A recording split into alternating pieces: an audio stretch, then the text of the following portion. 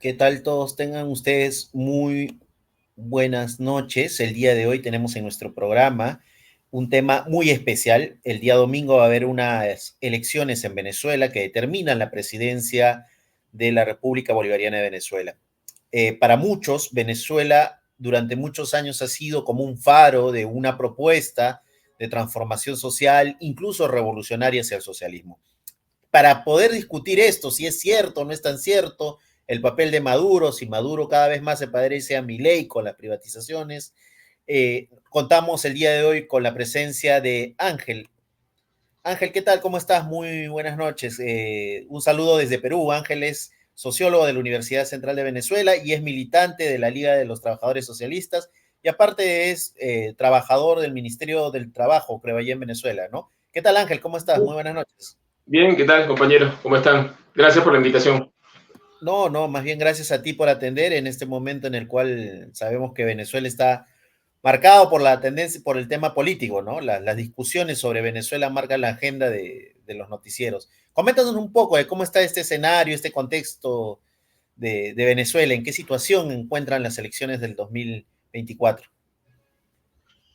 Sí, bueno, podríamos comenzar con que es la elección que en todo esto, en décadas, pudiera decirse incluso, ha generado más, genera más incertidumbre. Es decir, en las elecciones anteriores eh, estaba más o menos claro qué podía pasar, ¿no? Qué podía ocurrir, quién pudiera ganar, ¿no? Pero hay mucha incertidumbre, hay mucha expectativa porque, por un lado, ¿no? Pareciera que los sectores que se referencian en la oposición por derecha, ¿no? Que es la oposición tradicional, ¿no? Donde está María Corina, Edmundo y todos estos sectores vinculados a Estados Unidos, pareciera que por primera vez tendrían la posibilidad clara de ganar una elección presidencial, ¿no? Porque son depositarios de todo un hastío, descontento enorme, por supuesto, que en general tiene el pueblo venezolano ¿no? Con el gobierno nacional, que es un gobierno profundamente antiobrero, represivo y demás. Entonces, hay mucha incertidumbre por eso, porque eh, pareciera que es bastante claro que este sector pudiera obtener una victoria, ¿no? En términos electorales. Pero, digamos, de ahí a que eso, primero, si fuera así, ¿no? Sería un gran cambio en las últimas décadas en el país, pero eh, hay, como se dice, imponderables, ¿no? Entonces, bueno, no está claro aún si el descontento generalizado y cierta simpatía que hay hacia esa candidatura, que simpatía no ideológicamente necesariamente, sino que es la vía, ¿no? Por la que un gran sector de la población piensa que puede salir ¿no? del gobierno actual y que es un sentimiento más o menos generalizado, ¿no? Entonces, si eso efectivamente va a ocurrir, si eso se transforma en votos efectivos, está por verse. Luego, bueno, todo lo que pueda eh, tener el gobierno en términos de votos, arrastrar, bien sea por un pequeño núcleo duro que todavía tenga el convencimiento, como por los distintos mecanismos de presión y todo esto, no está claro si eso realmente puede ser tan poco o puede ser algo que pueda en términos limpios, entre comillas, dar la pelea en términos electorales, ¿no? Luego está si hay un triunfo de este sector opositor y el gobierno no lo reconoce, ¿no? Entonces hay una situación de bastante incertidumbre en una elección que de conjunto viene siendo bastante fraudulenta, con elementos de fraude, decimos nosotros, porque es una elección en los marcos del autoritarismo del gobierno. Acá, mira, un poco para ir, acá estamos viendo el tarjetón, ¿no? Es evidente que, ¿cómo es esto para muchas personas acá en Perú y en los que nos ven? O sea, ¿por qué, cómo así Maduro tiene una gran cantidad de partidos? ¿Cómo así Claro. se ve una menor cantidad en otros sectores? O sea, ¿qué hace que Maduro tenga ese cierto vínculo o ese matiz de autoritarismo que tú estás comentando y por qué ha sucedido este cierto grado de fraude, ¿no? Hay críticas, por ejemplo, con el tema de cómo ha venido manejando el CNE, creo que es la especie de Jurado Nacional de Elecciones que ustedes Sí, sí. tienen, en la cual, por ejemplo, hay críticas sobre el manejo como, con las chapas electorales, como la del PCB, la inscripción electoral del Partido Comunista Venezolano, y otras chapas que aparentemente Maduro ha tomado para sí y para poder tener un cierto grado de legalidad. ¿Nos podrías comentar esto un poco de lo que ha sucedido durante el último periodo, no? Sí, sí, tiene que ver con lo que comentaba antes que hay. Es decir, hay un. El mecanismo hacia. Los mecanismos para las elecciones, para estas elecciones, han estado plagados de elementos de autoritarismo, en concreto que, por ejemplo, la intervención judicial, ¿no? Por parte del Estado, que ahorita vale casi lo mismo decir el PSUV, el Partido de Gobierno, porque funcionan como una misma cosa, ¿no? Es la intervención judicial de partidos y las inhabilitaciones de candidatos, ¿no? Eso es lo que ha ocurrido. Por ejemplo, partidos que, en el caso de vinculados tanto a la oposición de derecha como a sectores de izquierda, que estuvieron con Chávez, incluso con Maduro hasta hace algunos pocos años, y que comenzaron a distanciarse. Entonces, tanto en sectores de la oposición de derecha tradicional vinculada a Estados Unidos, como en sectores de izquierda chavista, que se distanciaron hace algunos años de Maduro, ha habido intervenciones en las que el gobierno logra, logra pactar con pequeños sectores de esos partidos que están dispuestos a proponerse en una jugada en la que el gobierno, vía judicial, los interviene, desplaza toda la directiva anterior y nombra nuevas directivas y les quita las siglas, la legalidad, el uso de los símbolos, etcétera, etcétera. Entonces, hay muchos partidos que entonces puedes tener dos acciones democráticas, ¿no? La intervenida y la que se mantiene, digamos, ¿no? Dos banderas rojas, dos partidos comunistas de Venezuela, dos PPT, etcétera, etcétera. Entonces los que están en el tarjetón donde aparece Maduro, ¿no? En buena medida son partidos, algunos intervenidos, ¿no? Claro, esto también tiene que ver con los fracasos de la oposición de derecha, en el caso de los partidos de derecha, ¿no? Porque implica que algún sector pequeño de esos partidos, tras el fracaso sobre todo de la ofensiva injerencista y todo el golpismo de 2019, tras ese fracaso hubo sectores que no quisieron seguir con la cuestión del gobierno interino y todo esto, tuvieron diferencias por plata, acusaciones de corrupción, de robadera, o sea, un desastre total. Eso, por supuesto, entonces le sirvió al gobierno porque consiguió ahí, ¿no?, esos elementos que se prestaban para arrebatarle el partido a los que hasta entonces lo estaban dirigiendo. Y las inhabilitaciones. Hay inhabilitaciones a placeres. El gobierno vino inhabilitando como le dio la regalada gana a candidatos. ¿Quién es el que inhabilita? ¿El Poder Judicial? ¿O qué institución? Sí. No, puede venir varias pueden venir por la Contraloría General de la República, porque se supone que si hay casos por corrupción son causales de inhabilitación de ejercer cargos políticos, ¿no? Entonces, ¿quién es el Contralor? ¿Quién lo coloca el Contralor? No, ahora hay un Contralor nuevo recién, pero el que estaba hasta hace poco, el que obró prácticamente todas las inhabilitaciones importantes, no, es un militante del PSUV, del partido de gobierno, y lo coloca la Asamblea Nacional. Ahora, la Asamblea Nacional la dirige el chavismo en el gobierno, ¿no? Entonces, digamos, es una pieza directa del gobierno. El Contralor, que ahora dejó ese cargo y ahora es el que preside el Consejo Nacional Electoral, ¿no? Y que...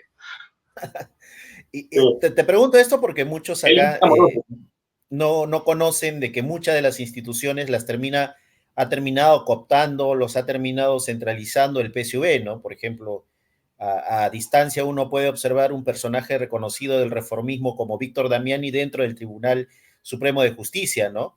Y algunos otros componentes de estas distintas instituciones que militan directamente en el Partido Socialista Unido de Venezuela, ¿no? Y creo que ahí es tal vez el matiz que tú comentas del autoritarismo que el gobierno viene teniendo frente a las otras posturas políticas que hay en el país, ¿no? Sí, perdón, Víctor, y que esto, como decía, también golpea hacia sectores de izquierda. Es decir, por ejemplo, actualmente no hay, en ese tarjetón electoral, por ejemplo, no hay ninguna candidatura de esos sectores de izquierda que cuestionamos el capitalismo, ¿no? Es decir, que reivindicamos un programa político en función de los intereses de la clase trabajadora, contra toda explotación y opresión, no hay allí, porque el gobierno se encargó también de evitar que existiese esa posibilidad. ¿De qué manera?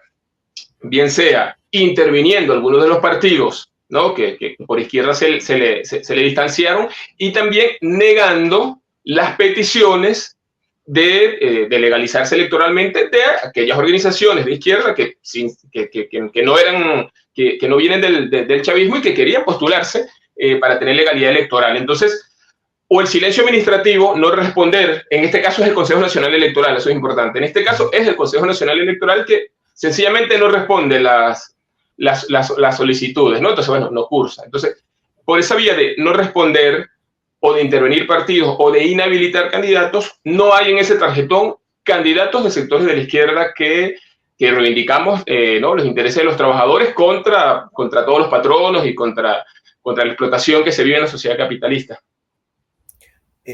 Un poco para ir avanzando, acá en nuestros países, lo que vende la matriz mediática, lo que se dice en todos los medios de comunicación, incluso desde los sectores de la izquierda neorreformista, en algunos sectores que se vinculan al reformismo de la Segunda Internacional, han puesto por delante la candidatura de María Corina Machado, ¿no? Es esta persona que está muy vinculada a Estados Unidos desde mucho tiempo atrás, que fue diputada en su momento y que en este instante está detrás de una de las candidaturas de la oposición, ¿no?, que supuestamente, según muchas encuestas que se colocan en nuestros países, posiblemente gane el día domingo, ¿no?, y sea la que pueda encabezar una transición de Maduro hacia un gobierno de oposición que pueda hacer los cambios. ¿Quién es María Corina? ¿Qué papel juega dentro del sostén para el gobierno de Maduro? ¿Cuál es su influencia en el panorama político actual, ¿no? Porque acá es como si fuera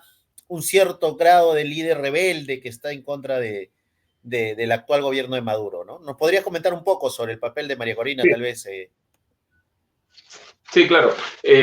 Bueno, como en parte decías, obviamente es uno de esos representantes del sector de la burguesía nacional, digo porque directamente viene de una familia de las tradicionales de la burguesía venezolana, ¿no? Y además incursión en la política, ¿no? Es de esos sectores siempre vinculados y subordinados a Estados Unidos, ¿no? Sin lugar a dudas. Y vinculados a Estados Unidos es sinónimo también de decir vinculados a todos los intentos por ejemplo, de golpes contra Chávez, cuando Chávez tenía, sin lugar a dudas, la mayoría, ¿no?, el apoyo mayoritario de la población. Nosotros somos parte de una corriente que siempre fue oposición por izquierda al chavismo, que no adhirió, no nos incorporamos al chavismo. Lo que, sin embargo, por supuesto que de ninguna manera implica negar la realidad de que Chávez tenía un apoyo mayoritario, ¿no? Incluso fuimos parte de las movilizaciones contra el golpe de Estado y contra los intentos justamente de ese sector que representa a María Corina de pisotear, aplacar la voluntad popular. Y aquí me quiero detener un poco con eso justamente, porque es una situación muy contradictoria en la que hoy esta figura termina siendo la depositaria de una expectativa de cambio. Sobre todo hay una expectativa porque aparece como víctima de mecanismos autoritarios del gobierno. Y es así, efectivamente, María Corina hoy está en un lugar de que ha venido siendo víctima de mecanismos antidemocráticos del gobierno nacional. Ahora, es muy contradictorio porque no es precisamente ella quien represente un proyecto político precisamente democrático. ¿Por qué? Por lo que decía antes. Por ejemplo, María Corina Machado fue parte de todos los intentos por derrocar a Chávez por la fuerza, pisoteando la voluntad popular que lo había puesto allí, bien sea por los votos o incluso por la movilización, ¿no?, para derrotar el golpe los distintos intentos de golpe, ¿no? Entonces, María Corina es parte de eso, es parte de esos sectores que les importa un bledo la voluntad popular. Y resumo rápidamente, incluso para que de repente quien no conozca mucho la situación del país. En 2002 hubo un golpe de Estado, allí estuvo María Corina Machado, incluso firmando la autoproclamación de Pedro Carmona Stanga. Más adelante hubo un intento de un paro patronal y sabotaje a la industria petrolera digitado en Estados Unidos. Allí estuvo María Corina. Luego hubo un referéndum popular donde se decidía sobre si Chávez se quedaba o se iba. Chávez ganó el referéndum popular, tenía que quedarse. María Corina desconoció los resultados del referéndum popular. Luego vinieron unas elecciones parlamentarias en 2005. María Corina se negó a participar en esas elecciones porque ella no reconocía al gobierno que estaba, que era un gobierno que había resultado, digamos, del voto popular, ¿no? Entonces, en 2019, lo más reciente, incluso mientras algunos sectores de la oposición de derecha se cuidaban de plantear abiertamente una barbaridad como pedir intervención militar extranjera en Venezuela, liderada por Estados Unidos, María Corina no se cuidó de eso y abiertamente pidió una intervención militar en Estados Unidos para deponer al gobierno venezolano, que es un gobierno que ya era un gobierno repudiado. Por supuesto que el gobierno de Maduro es un gobierno totalmente repudiado por la mayoría de la población, pero el problema no es ese. El problema de María Corina Machado es que quería que lo sacara y lo sustituyera una intervención militar estadounidense. Entonces, su problema es que fuera el gobierno estadounidense entonces el que decidiera qué gobierno tiene que estar en Venezuela, incluso con una intervención militar. Entonces, no es depositaria de ningún programa, proyecto democrático, sin contar con que es fiel apoyadora y admiradora de Álvaro Uribe y todos los desmanes y los asesinatos contra la población, y es admiradora y apoya lo que hace Israel contra el pueblo palestino. Entonces, de democrática ni un pelo, ojo.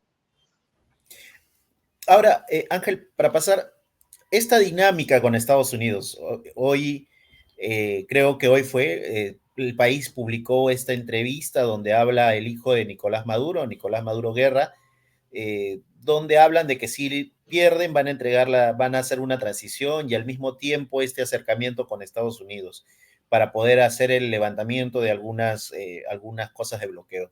¿Cuál es la posición actual de Maduro? O sea, ¿por qué Maduro vira cada vez más a la derecha? ¿Qué es lo que hace que Maduro haga de que, por ejemplo, se hable hoy en día en Venezuela de privatizaciones, hoy en día de dolarización de la economía, hoy en día de que están buscando trasladar supuestamente el modelo chino a Venezuela y otras cosas como, por ejemplo, el hecho de que son una revolución con grupos evangelistas, con grupos cristianos de distintos tipos y que incluso el Estado tenga un fuerte financiamiento hacia estos sectores? ¿Qué es lo que está pasando? ¿Cuál es la propuesta actual de Maduro? Porque no es no es una propuesta revolucionaria, tampoco es una propuesta del gobierno de los trabajadores, todo lo contrario, por lo que se ve desde aquí, ¿no? ¿Qué está sucediendo con Maduro? Bueno, no, digamos, la propuesta del gobierno, además del continuismo de todo lo que hay, ¿no?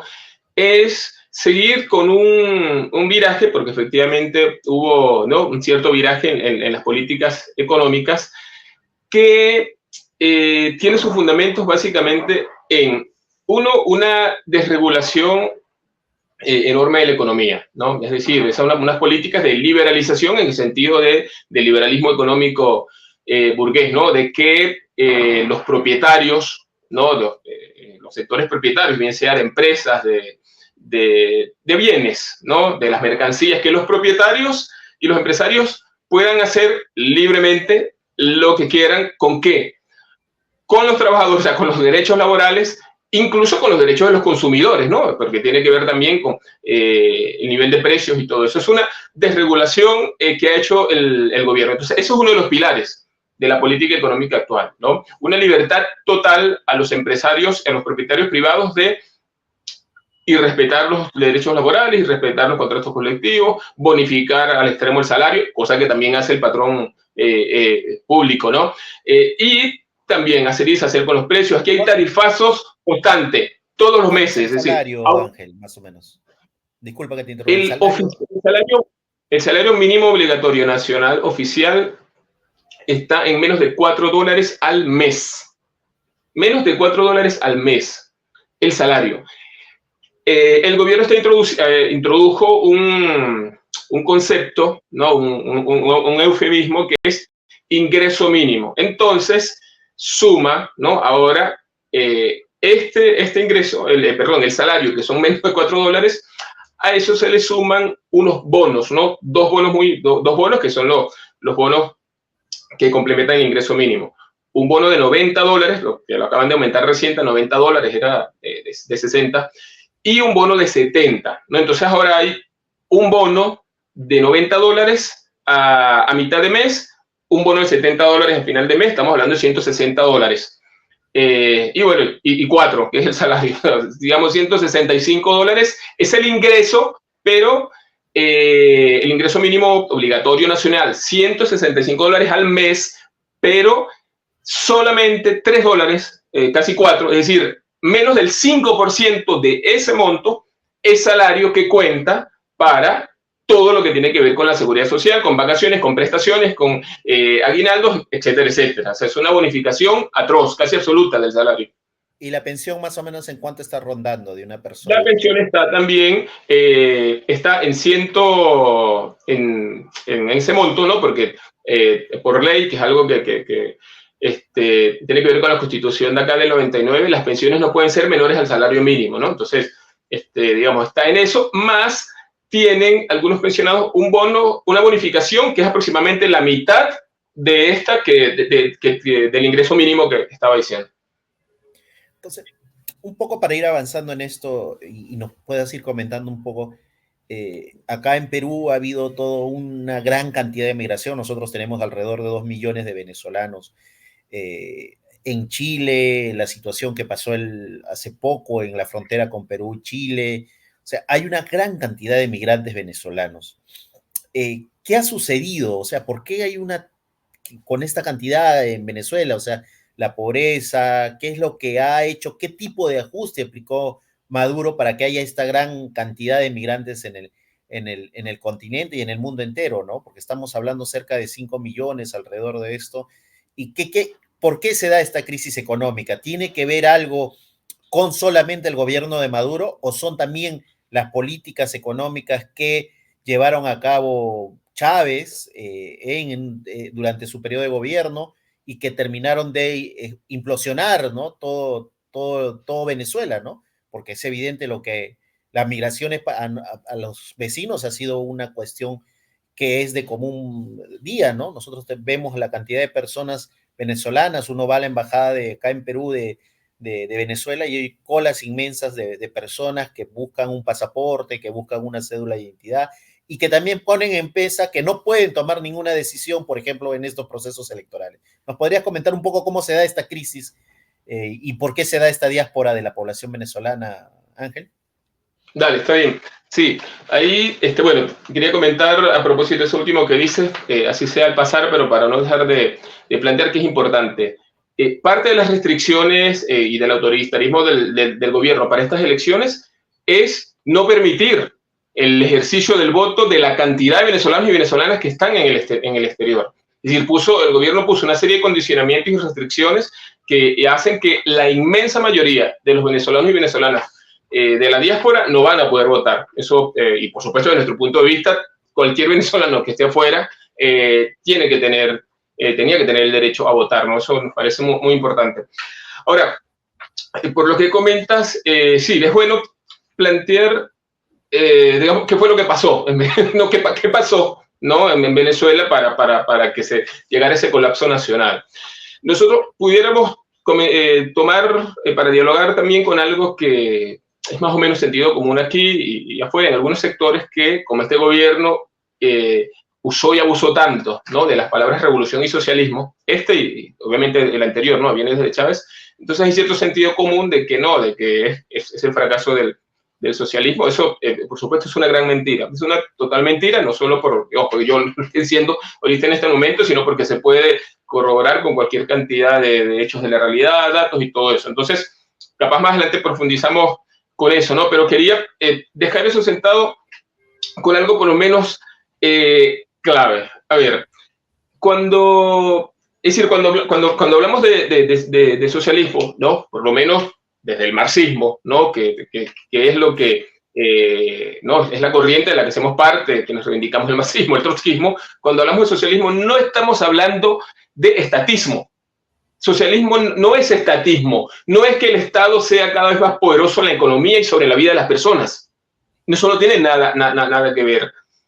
Al contrario, el socialismo es una propuesta, es un programa para la emancipación social, para la liberación de una sociedad que se fundamenta en la explotación económica, en múltiples opresiones, Por tanto, uno de los elementos de una transición al socialismo o el socialismo no es fortalecer este Estado, es destruirlo. Es todo lo contrario, para empezar por allí. Los socialistas no queremos fortalecer este Estado, queremos destruirlo. ¿Cómo se destruyó en otras tantas revoluciones a lo largo de la historia y cómo se destruyó, por ejemplo, en la Revolución Rusa? Se destruyó el Estado anterior y se comienza a edificar un Estado nuevo, que tiene que ser un gobierno propio de la clase trabajadora. Entonces, esto es muy importante porque si en Venezuela nunca se destruyó el Estado y nunca pasaron a gobernar los propios trabajadores, ya por ahí es un fraude cualquiera que diga, no, esto es un intento de transición al socialismo. Si los trabajadores no están gobernando, no hay ninguna transición al socialismo. Eso obviamente nunca ocurrió en Venezuela. Luego,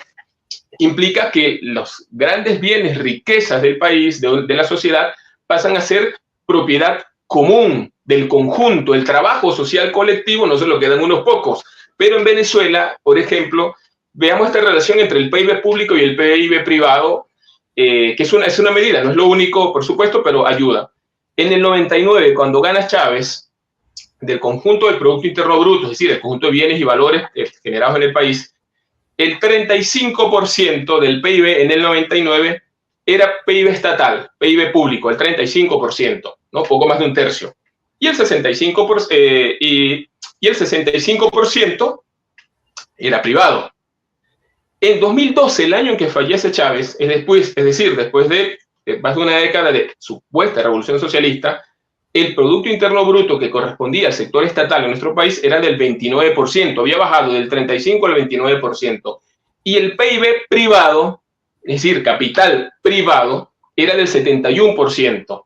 Había subido, es decir, la economía venezolana, al finalizar los gobiernos de Chávez, incluso era, si se quiere, más capitalista, si se quiere decir, porque el capital privado se quedaba más parte de la torta. Entonces, esto nos parece importante porque son elementos. Si no están gobernando los trabajadores y si el grueso de la economía igual sigue estando en manos de sectores privados y si se sostiene la explotación de la clase trabajadora para beneficio de unos pocos, no hay socialismo, no hay transición al socialismo. Entonces, no es eso lo que fracasó. Bueno, no sé si para que no se haga tan larga esta misma intervención, si pasamos ya al periodo de Maduro a las medidas concretas, ¿no? Pero bueno, quería por lo menos precisar esto porque es muy, muy importante, porque si no se desorienta uno sobre qué fue lo que pasó en Venezuela. Sí, sí, tienes toda la razón ahí, Ángel. Creo que generalmente ahora que está de moda estos sectores que vienen de la escuela austriaca o se reivindican de la escuela austriaca o la gente que se reivindica del sector de Milei o que tratan de emular a Milei hacen simplistamente caracterizaciones sobre el gobierno de Maduro o de Chávez y lo colocan como socialista. Y creo que tú has sido muy, muy claro con esto. O sea, en Venezuela no está la clase trabajadora en el poder. Ni lo estuvo, nunca. Ni estuvo tampoco en su determinado momento cuando tuvo los discursos más radicales. Claro. Ahora, en ese escenario en la cual hoy ellos llaman, porque Maduro y su conjunto dicen aún transitar hacia el socialismo y para ello, como decía hoy en la entrevista en el diario El País, el hijo de Nicolás, que por cierto es funcionario también del Estado, o sea, también tienen lógicas de nepotismo, ¿no? O sea, ellos consideran que hay una transición al socialismo al estilo China. ¿Esto es real? ¿Siquiera es parecido a China, donde participa el proletariado, el campesinado, la burguesía en este grado de nueva república? ¿Eso existe en Venezuela? ¿Hay siquiera esas 4 estrellas de la bandera china? ¿O es que existe una casta y también ha creado una especie de boliburguesía? Y ahí tenemos un poco la imagen de lo que fue Chávez, de lo que tú acabas de decir, impulsar un grado de empresarios nacionales. Nosotros acá en Perú tuvimos una experiencia parecida con el primer gobierno de Alan García y acá nosotros sabemos las consecuencias que luego ustedes las vivieron con hiperinflación y todo lo demás, con lo que ustedes tuvieron como Cadivi, nosotros acá lo tuvimos como dólar MUC. Esas políticas de tinte keynesiano, esas políticas de tinte de tratar de desarrollar una burguesía nacional, tarde o temprano implosionan. Y nosotros tuvimos esa implosión entre el 85 y el 90 en Perú y ustedes hace poco. Entonces, no sé si por ahí podrías marcarnos esto, o sea, aclarar primeramente que Venezuela es o no socialista o está transitando al socialismo, intenta que unas clases sociales puedan transitar al socialismo. ¿Eso sucede? ¿Nos podrías explicar un poco aclarar más esto, Ángel? Porque la gente acá comúnmente, no, sí, porque Maduro se tiró el discurso de que va al socialismo, o que el hijo dice que está imitando a China para transitar al socialismo, ya son socialistas. ¿Esto es así? Claro, entonces podemos retomar parte de lo que decía antes. Bueno, primero hay que aclarar, China no es una sociedad Claro, acá socialista. dice, acá hay un sector muy fuerte, te comento, que cree que China está transitando todavía al socialismo. Y especialmente por este Claro. tipo, este youtuber Rasurín, que se llama, que tiene mucha pegada, considera eso. Están transitando al socialismo, dice. Y no, no, bueno, Equivocado. sí, habría que insistir con lo que comenté antes. Primero, es decir, hay dos grandes pilares, ¿no? Para construir, porque, ¿cómo es? Volver a lo básico. Hablar de una sociedad socialista es hablar de una sociedad que está en tránsito a emancipar a los trabajadores, a emanciparse del trabajo asalariado, emanciparse de la explotación, emanciparse como clase social, no solo de la explotación económica, sino también de estar en una situación subordinada en la que solo es una clase social que trabaja, que produce riquezas, que consume, pero otros mandan y otros son los que gobiernan. No, la idea central del socialismo es la clase que produce también tiene que ser la clase que gobierne. En China, ni de lejos pasa eso. O sea, no vamos a hablar de China acá, pero digo para ser claros con eso, ¿no? Ahora bien, para volver a Venezuela, decíamos que no hubo ningún intento de transición al socialismo con Chávez por eso, ¿no? Porque en realidad, ¿qué hubo? Por supuesto, hubo un cambio de régimen político con un proyecto político con elementos, rasgos más nacionalistas, ¿no? Que quería más márgenes de acción frente al imperialismo que estaba acostumbrado a hacer y deshacer, ¿no? Como le da la gana en América Latina, en Venezuela, etc. Pero lo que hubo fue, primero, en los mejores momentos hubo un gran ingreso público, un gran ingreso de renta petrolera. Eso permitió en Venezuela, desarrollar toda una serie de políticas sociales, por supuesto, mejorar ¿no? el acceso a la educación, a la salud, a la cultura, etcétera, etcétera, pero no fue producto de un cambio en la estructura económica del país. Tampoco fue que Chávez le metió plata en el bolsillo a los ricos para dárselo a los pobres. No, nada, ni siquiera eso pasó. Que eso tampoco hubiese sido socialismo, ¿no? Porque, es decir, una sociedad socialista no es una sociedad donde el Estado tiene poder para meterle mano en el bolsillo a los empresarios. No, una sociedad socialista es una sociedad sin empresarios privados, sin terratenientes, sin banqueros. Eso es decir, si en una sociedad siguen campantes y siguen funcionando la empresa privada, los terratenientes, los banqueros privados, no, o sea, eso es estatismo, eso es el reformismo, eso es kirchnerismo, que eso es el chavismo, gente que, entonces, claro, los de la escuela austríaca, los que tú dices, todos estos fundamentalistas liberales, tienen una visión superficial y mienten cuando en cualquier gobierno capitalista interviene la propia economía, alguna que otra regulación, entonces ya pegan el grito en el cielo y dicen que es socialismo. No, eso son apenas algunas regulaciones, nada más. No, es medio regular, morigerar un poco las desigualdades, pero el socialismo no busca mejorar un poquito las desigualdades, busca cambiar de raíz todo, busca que deje de haber explotación de un grupo minoritario sobre otro. Entonces, digamos, eso por supuesto nunca pasó en Venezuela. Venezuela sigue siendo un país con grandes empresarios privados, con grandes banqueros privados, con terratenientes, etcétera, etcétera. Pero hubo mucho ingreso público que permitió garantizar algunos derechos sociales y económicos. Y hubo intervención del Estado en la economía. ¿En qué sentido? Primero hubo nacionalizaciones que fueron renacionalizaciones, es decir, en un sector Chávez lo que hizo fue volver a convertir en propiedad pública cosas que ya antes eran propiedad pública, con los adecos y los copellanos, que socialistas no eran. Es decir, en la ofensiva neoliberal se entregaron al capital exterior a precios de gallina flaca, se privatizaron empresas como para casi toda América Latina y Chávez las volvió a comprar, ojo, compró las acciones de esas empresas y las volvió a convertir en estatal.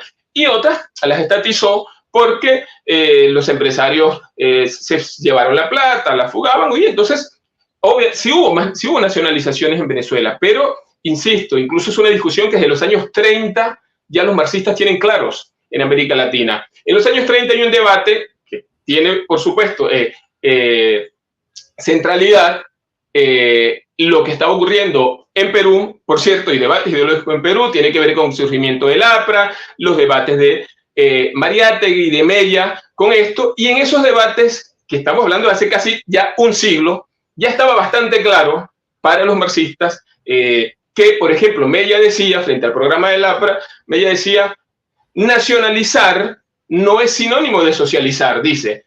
Quien habla de nacionalizar, pero sin que sea el proletariado el que esté en el poder, es un embaucador de la clase trabajadora, dice. En cambio, si alguien habla de nacionalizar con la clase trabajadora gobernando y en el poder, ahí sí estamos hablando de socializar. Entonces, eso, por ejemplo, es una buena manera es un buen punto de orientación para ver las diferencias entre que una cosa es que el Estado capitalista haya nacionalizado algunas empresas y otra cosa es hablar de socialismo que no tiene que ver con eso. Entonces, eso digo, es importante. Entonces, era el país capitalista que teníamos con la misma distribución desigual del ingreso, pero había mucha renta petrolera. Eso se esfuma con Maduro. Ese es el punto. Al llegar Maduro coincide que el país se había endeudado muchísimo, con Chávez se había endeudado muchísimo, le debía al capital transnacional, se había endeudado muchísimo, el país había sufrido una fuga de renta petrolera brutal, permitida por Chávez y después también por Maduro. Entonces, está enormemente endeudado el país en 2014, viene una coyuntura de caída brusca de los ingresos petroleros, se queda el Estado con poca plata, no hay lo que se llamarían el ahorro nacional porque buena parte se la fugaron y el gobierno de Maduro opta por pagar religiosamente la deuda externa, es decir, los pocos dólares, hay escasez de dólares y el gobierno privilegia pagar y se paga cualquier cantidad de millones de dólares al capital financiero internacional y continúa la fuga de dólares. Empresarios, banqueros de todos los colores continúa la fuga de dólares. Por supuesto, en un país con una matriz productiva bastante pequeña, que dependía muchísimo de las importaciones, entonces hay una escasez brutal de dólares para importar tanto bienes de consumo como bienes intermedios para producir, y hay una escasez generalizada de todo, y eso produce una crisis brutal. De paso, el gobierno tuvo una política que erosionaba totalmente la moneda, además de esto que estoy diciendo. Entonces la moneda se erosionó. Eso es lo que tenemos. Había una crisis hiperinflacionaria por una escasez brutal porque se privilegió pagar la deuda externa, permitir la fuga de capitales, y entonces un país que dependía altamente de las importaciones no tenía plata para importar cuestiones para salud, para educación, para la producción nacional, etcétera, etcétera. Acá muchas veces, Ángel, se comenta el papel de las Fuerzas Armadas de Venezuela. O sea, el gobierno de Maduro, algo que lo caracteriza es que tiene aparentemente el sostén del ejército, de las Fuerzas Armadas y las fuerzas policiales, de un conjunto de organismos que le permiten, en cierta medida, mantener el status quo, ¿no? De lo que tú me venías comentando, ¿no? Un grado de ajuste económico que ha venido aplicando en detrimento de la clase trabajadora y en beneficio de la gran burguesía nacional venezolana y transnacional, ¿no? Por estos acuerdos que tiene con Estados Unidos. Para ir cerrando esta parte de lo que tú comentabas, ¿qué papel cumplen esto de estas Fuerzas Armadas en el marco también de algo que siempre se tuvo como referente en algunos sectores de la izquierda, que fue la Constitución bolivariana, ¿no? Que fue el espacio político que se desarrolló un proceso constituyente? ¿Cuáles fueron los límites de ese proceso constituyente que tú bien acabas de comentar algunas cosas? ¿Cuáles fueron los límites que hacen de esto, ¿no? O sea, de lo que acaba de suceder, ¿no? Cuando hay una crisis, generalmente no está abierto simplemente un proceso revolucionario, sino también puede suceder este tipo de procesos de contrarrevolución o de detener ciertas cosas, ¿no? ¿Nos podrías comentar un poco esto, por favor, Ángel? Sí, bueno, sobre el papel de las Fuerzas Armadas, hoy juega un papel central en el país. Primero, es el sostén, ha sido el sostén del gobierno de Maduro, por lo menos desde 2017, 18, y claramente desde 2019 en adelante. Es decir, las Fuerzas Armadas hoy son, es decir, este gobierno se sostiene no porque tenga un apoyo mayoritario en la población, sino sobre todo porque ha mantenido la lealtad de las Fuerzas Armadas. Eso Es así, por lo menos hasta este momento que estamos hablando. Ahora bien, eso no surgió de la noche a la mañana, ¿no? Con Chávez, que bueno, como todo el mundo sabe, él mismo viene del mundo militar, ¿no? Del ejército venezolano. Comienzan a tener un papel preponderante también. Y esto es muy importante porque, por todo lo que venimos comentando en la charla, para nosotros lo que es muy importante también es que tanto la clase trabajadora, los sectores populares en general, como incluso esos sectores que militan en la izquierda, digamos que honestamente se reivindican anticapitalistas, etcétera, sacar lecciones históricas de lo que ha sido el chavismo, ¿no? Es decir, ¿por qué? Porque, por ejemplo, en este caso, Chávez se encargó no de erosionar el Estado burgués, sino al contrario, el Estado capitalista venezolano venía en una crisis muy importante, crisis de legitimidad. ¿Por qué? Porque, bueno, era el Estado que había sostenido todo el deterioro de las condiciones de vida de la población, por lo menos durante 2 décadas continuas, que son los 80 y los 90, es el Estado cuyas Fuerzas Armadas habían masacrado al pueblo cuando la rebelión popular del 27 y 28 de febrero del 89, eran las fuerzas que reprimían durante todos los 90 a la población. Ese Estado burgués venezolano que tenía una gran falta de legitimidad frente al pueblo venezolano, con Chávez recupera la legitimidad, y la legitimidad del Estado es también la legitimidad de las Fuerzas Armadas, ¿no? De las fuerzas represivas. Y Chávez posicionó cada vez más a los militares en sectores de la economía nacional y de la administración del Estado. Eso es así. Eso se eleva exponencialmente con Maduro, pero no surge de la noche a la mañana, ¿no? Entonces, eso ya más importante porque, justo por lo que tú decías, aquí se vendió mucho la idea del proceso constituyente y la Constitución del 99 como qué gran democracia, una nueva democracia que avanza en Venezuela, pero en realidad el Estado venezolano, incluyendo sus Fuerzas Armadas y toda su burocracia civil, nunca dejó de tener la sartén por el mango, nunca dejó de ser los que controlaban absolutamente todo. Eso es importante.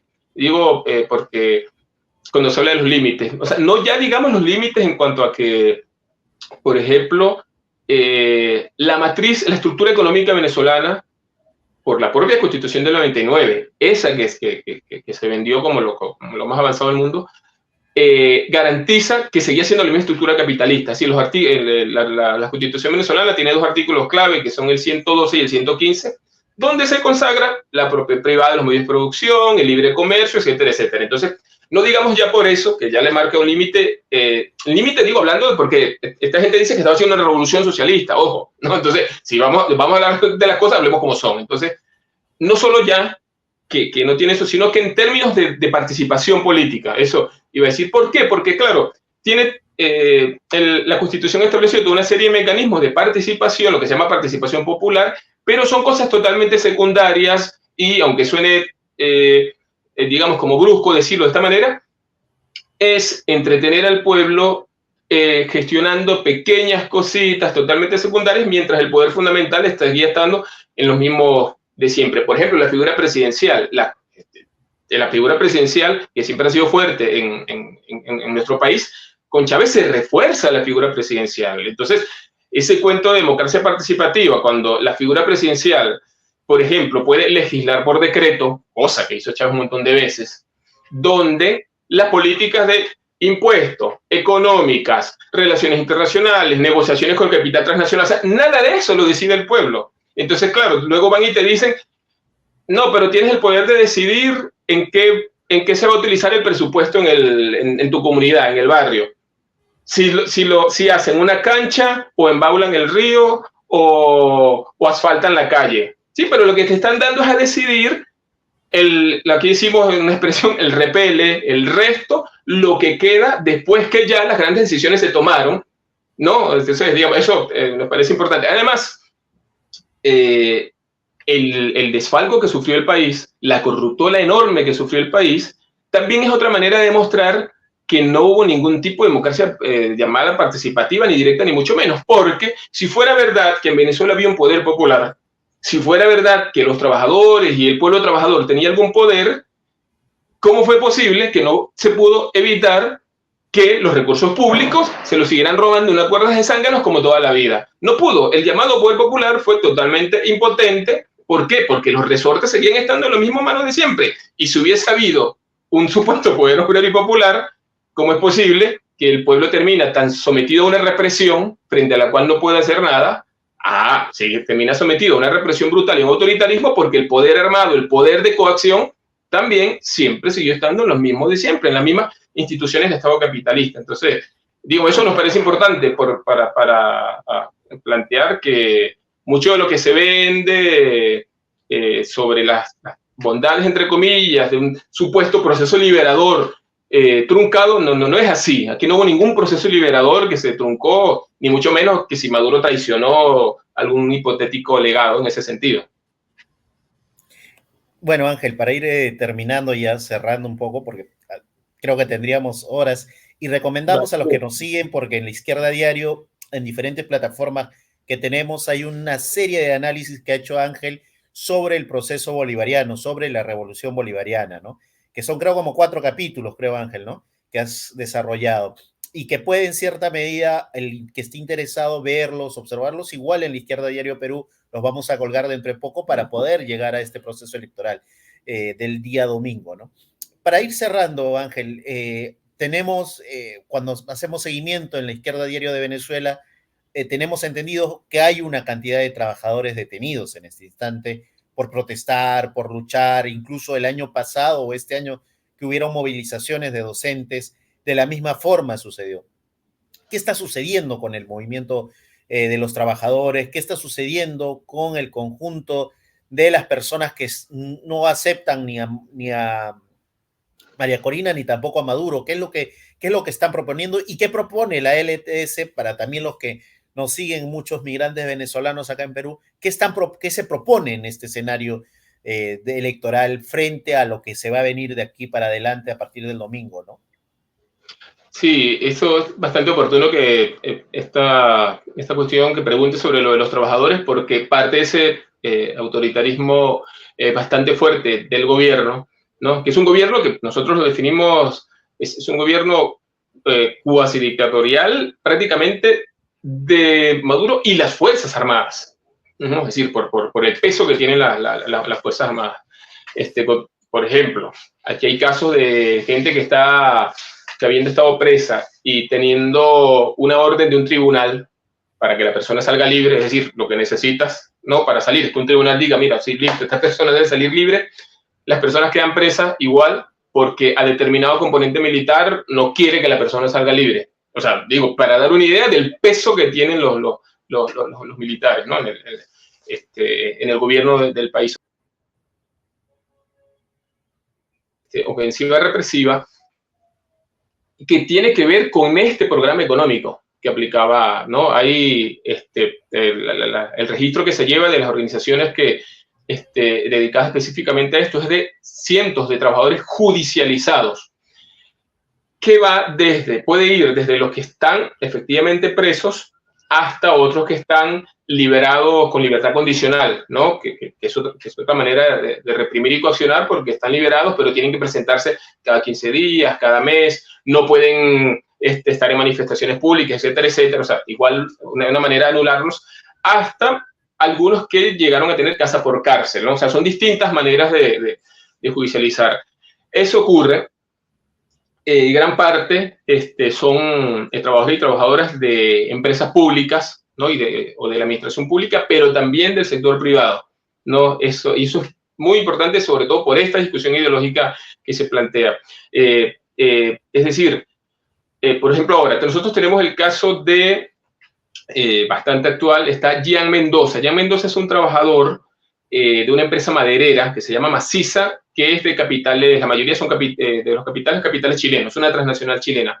Es una empresa privada que está en el oriente y el suroriente del país. Es una empresa privada que está intentando criminalizar y meter preso a Gian Mendoza, que es el secretario general del sindicato. ¿Por qué? Porque junto a toda una serie de trabajadores viene exigiendo que se cumplan con el contrato colectivo, con las actas convenios firmadas, con los derechos laborales, que el capital privado comenzó a tener vía libre para desconocerlos a partir de 2018, cuando el gobierno de Maduro pasa de la política que llevó a la hiperinflación entre 2014 y 2018, que ya comenté antes, pasa a una política abiertamente de pisotear y negar de frente, incluso hasta en el papel escrito, los derechos laborales, cuando introducen un memorando, que es el memorando 2792, que prácticamente le da la libertad a todos los patronos a nivel nacional de desconocer cualquier derecho de los trabajadores que el patrono considere muy oneroso para la empresa o que considere que pone en riesgo la fuente de trabajo. Este decreto, por supuesto que es le dio vía libre a los patronos, incluyendo el capital privado, para desconocer derechos. Entonces, trabajadores que se resisten, como el caso de Jan Mendoza que comentaba, luego entonces les cae la represión. ¿Qué intenta aplicarle a la empresa hoy? Una ley que hizo el gobierno de Maduro. Digo, esto es importante para que se vea la vinculación entre el Estado y el capital privado. Que el gobierno de Maduro hizo una ley, la llamada Ley contra el Odio, que supuestamente era bueno para evitar acciones y gestos tipo que llevan a crímenes de odio, raciales, etcétera, pero en realidad termina siendo una ley que se le están aplicando a cualquier cantidad de trabajadores y de trabajadoras que se quejan, que protestan, que denuncian. Entonces, esta transnacional se sirve de esta ley que hizo el gobierno de Maduro para intentar criminalizar y llevar a la cárcel a un trabajador. Entonces, eso está ocurriendo. O sea, es una mano dura para aplicar una política económica que en última instancia de lo que se trata es de que las ganancias de los patronos estén mejor garantizadas sobre la base de ¿qué? De condiciones de superexplotación de la clase trabajadora. Entonces, y volvemos al aspecto ideológico. Esto es capitalismo salvaje. Esto no tiene nada que ver con socialismo. Esto es al contrario. Es un capitalismo salvaje donde a los patronos pueden hacer y deshacer con los derechos laborales y el que se queje puede ir preso. Entonces, digo, eso está pasando. Estaría feliz con Maduro. Totalmente. Totalmente. Por eso nosotros decimos, por supuesto, son discursos distintos, orígenes políticos distintos, ¿no? Claro está, pero como en ambos casos se trata de administrar sociedades basadas en la explotación de los trabajadores, etcétera, etcétera, cuando hay crisis, las respuestas, a menos que sea una respuesta, ¿no? Donde, que es la que plantea, ¿no? La izquierda anticapitalista, que bueno, mira, si hay crisis, no la tienen por qué pagar los trabajadores, entonces comencemos, si hay que afectar intereses, entonces afectamos los intereses de los ricos, los poderosos y los explotadores. Eso haríamos, ¿no? Los marxistas. Sin embargo, gente como Milei y gente como Maduro, ¿no? Por supuesto, no tienen esa lógica. Entonces, bueno, si hay que afectar, como siempre, en todo gobierno burgués, se afectan a los trabajadores, los sectores populares, etcétera, etcétera. Entonces, bueno, eso está pasando ahora. El escenario electoral es un escenario muy adverso para estas ideas que estamos planteando, por ejemplo. Muy adverso, no solo porque, por supuesto, que hay descrédito de todo lo que huela a socialismo, a revolución, etcétera, por todo el desastre, ¿no? Que terminó el chavismo. Por supuesto que hay gran descrédito de esas ideas, ¿no? Entonces eso es un aspecto, ¿no? Pero no solo por eso, sino que, como decía al principio, también la proscripción política impidió que pudiera haber una candidatura que planteara estas ideas y, bueno, y entrar, ¿no? Por lo menos en la discusión electoral y proponer. Entonces, solamente le están ofreciendo a la clase trabajadora las opciones de, o el gobierno actual, ¿no? El desastre, la continuidad del desastre actual con Maduro y la farsa de supuesta revolución, supuesto socialismo, o los opositores que también defienden la sociedad capitalista, que también defienden estas políticas de explotación, que eso es muy importante plantearlo. El candidato mejor posicionado, que es el que impulsa María Corina Machado, no está en contra de esto. Más bien, Maduro tomó buena parte del programa de esa oposición derecha y lo está ejecutando. Es decir, si este sector llegara a gobernar, en realidad se va a conseguir con gran parte del trabajo hecho, si al caso vamos. Entonces, bueno, esas son las alternativas que hay y desde nuestro punto de vista, la clase trabajadora no tiene por qué subordinarse a alternativas tan míseras, tan miserables y tan contrarias a sus intereses, y por eso, junto con otra gente, otras organizaciones de izquierda, activistas, estamos planteando una campaña en la que denunciamos esto y estamos planteando un voto protesta. Nosotros estamos planteando anular el voto. No vamos a apoyar ni al gobierno de Maduro ni a este otro sector. Eso es la política que estamos planteando ahora y sosteniendo que la posibilidad de recuperar nuestros derechos, de mejorar nuestras condiciones de vida, no va a estar en si sigue Maduro o se monta el candidato de María Corina. En realidad va a depender de la capacidad que tenga nuestra clase y el conjunto del pueblo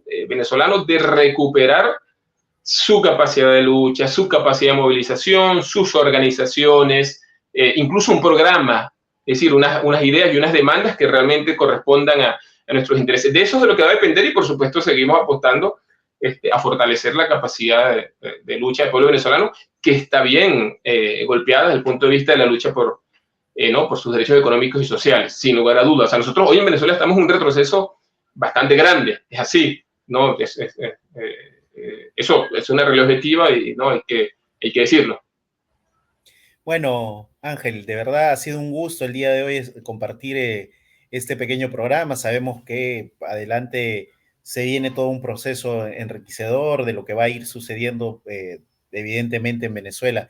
Desde ya te sacamos la invitación para un próximo programa, tal vez el día domingo, hacer seguimiento en vivo a lo que viene sucediendo en Venezuela, porque evidentemente va a marcar la agenda nacional e internacional, ¿no? Bueno, ayer Lula habló un poco a favor de María Corina, que es una poco la línea que hemos visto de parte de estos sectores del neorreformismo agrupados en el Grupo de Puebla y el Foro de Sao Paulo, y al mismo tiempo algunos otros presidentes que evidentemente van a lanzar su apoyo directo a María Corina, ¿no? En ese escenario, evidentemente nosotros no compartimos ninguna de las perspectivas, ni la de estos sectores agrupados en Puebla, ni tampoco de los sectores de la ultraderecha. Tus palabras finales, tal vez, Ángel, y para cerrar definitivamente. Bueno, no, quizás reiterar eso que comentaba en algún momento antes, que en todo caso la realidad de Venezuela es la demostración no del fracaso de algún intento de revolución socialista, sino más bien es la demostración del fracaso de esos gobiernos a veces reformistas, a veces ni siquiera hacen reformas, pero que intentan que su proyecto político no pasa de un estatismo, ¿no? Donde el Estado regule algunos elementos de la economía, garantiza algunos derechos económicos y sociales, pero que cuando las condiciones económicas cambian, cuando no les dejan de ser favorables, vuelven igual a pegarle durísimo a las condiciones de vida de la clase trabajadora, y peor aún porque dejan mal puesto ¿no? ideas y banderas que debemos levantar, como las de la necesidad, ciertamente, de una revolución social donde la clase trabajadora conquiste el poder político y pueda construir una nueva sociedad,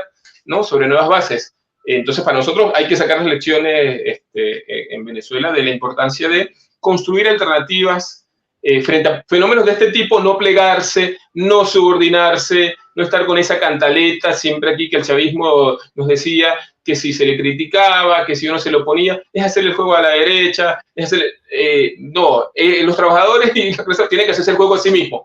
¿No? Entonces, porque hoy las opciones en nuestro país, en Venezuela, son así desastrosas porque no hay alternativa propia política de la clase trabajadora y no se construyó nada por izquierda. Entonces, por eso estamos en una disyuntiva. Entonces, hay que construir alternativas políticas propias de la clase trabajadora, de las mujeres, de la juventud contra el sistema de explotación. Bueno, pues Ángel, un gusto de verdad escucharte y desde ya marcar esto, lo último que decía, si no nos damos la tarea de tratar de construir algo por izquierda, algo radicalmente de izquierda, lamentablemente daremos experiencias pues de ultraderecha como lo estamos viendo en Argentina con Milei, con el fracaso también del kirchnerismo de la misma forma. De verdad, Ángel, ha sido un gusto compartir el día de hoy. Nos estamos viendo hasta la próxima. Saludos a la distancia, Ángel. Hola, compañero. Vale.